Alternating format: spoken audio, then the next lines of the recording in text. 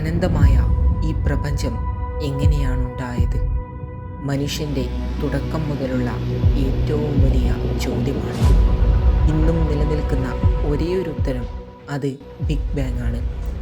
George ലെമൈറ്റർ മുന്നോട്ട് വെച്ച ഈ സിദ്ധാന്തപ്രകാരം നമ്മുടെ ഇന്നു കാണുന്ന ഈ മുഴുവൻ പ്രപഞ്ചവും അതിലെ മുഴുവൻ ഊർജവും 13 ബില്യൺ വർഷങ്ങൾക്ക് മുന്നേ നമ്മുടെ കയ്യിലൊതുങ്ങാവുന്ന ഒരു ബോളിനോളം മാത്രം വലിപ്പമുള്ള ഒരു പോയിന്റിൽ ഉയർന്ന സാന്ദ്രതയിലും താപനിലയിലും കേന്ദ്രീകരിച്ചിരിക്കുകയായിരുന്നു.